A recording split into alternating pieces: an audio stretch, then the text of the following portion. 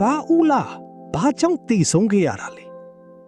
အဘာဦးလားတည်ဆုံးခဲ့ရတာဟာတရေချောက်လို့တင်မကပဲသူ့ရဲ့ရင်ထဲကပြစ်မှုနဲ့နောင်တကြောင့်ဖြစ်ပါတယ်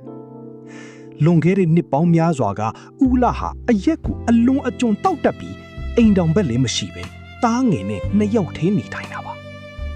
တညမှာတော့ဦးလာဟာအရက်မူပြီးအိပ်ပျော်နေခဲ့ချိန်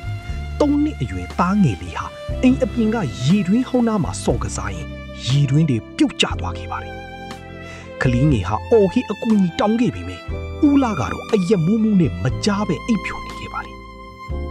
မနဲ့မိုးလင်းလို့နိုးလာတဲ့အခါမှာတားလေးရေနစ်တီဆုံးနေတာကိုတွေ့ခဲ့ရတာပါအဲ့ဒီနေ့ကစပြီးငါကြောင့်တားလေးတီရတာဆိုတဲ့အပြစ်ရှိစိတ်နောင်တတရားတွေကသူ့ကိုနေညမပြတ်နှိပ်စက်ခဲ့ပါတယ်ယာတိုင်းခလီငိုတာတွေကြားနေရတာဟာသူ့ရဲ့စိတ်ချောက်ချမှုဖြစ်တယ်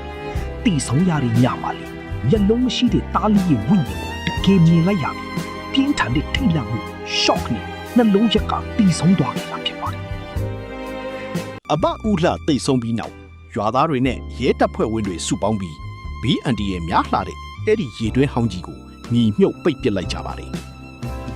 ဒီဇက်လန်ကနေပြီးကျတဲ့အသိပညာပြီး message ကတော့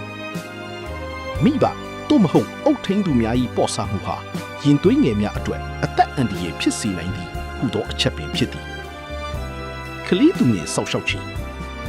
မိဘများအနေနဲ့မိမိတို့၏အာယုံမဆိုင်နိုင်မှုဥပမာအရက်သေးစာတောက်စားခြင်းဖုန်းအလွန်အကျွံသုံးခြင်းကြောင့်ကလေးငယ်များကိုမျက်စိအောက်ကအပြောက်မခံသင့်ပါပတ်ဝန်းကျင်ပြီးအန်ဒီရဲ့ကာကွယ်ရေးဤအိမ်နှစ်ပတ်ဝန်းကျင်ရှိအန်ဒီရဲ့ရှိသောနေရာများရေတွင်းရေခမ်းလျှက်စစ်ပလက်ပေါင်းများကိုကလေးငယ်များလက်လန်းမမီနိုင်ရန်စနစ်တကျကာရန်ဆောက်ရှောက်ထားရပါမယ်အဘဦးလှရဲ့ဖြစ်ရဟာတမလုံက၆လန့်မှုထက်မိမိရဲ့ပေါ့ဆမှုကြောင့်သားသမီးဆုံးရှုံးခဲ့ရတဲ့မိဘတယောက်ရဲ့နောင်တမိကပူမိုပူလောက်ကြောက်မဲ့ဖွယ်ကောင်းကြောင်ပြသရင်ဇက်လန်းလီပြီးဆုံးသွားခဲ့ပါတယ်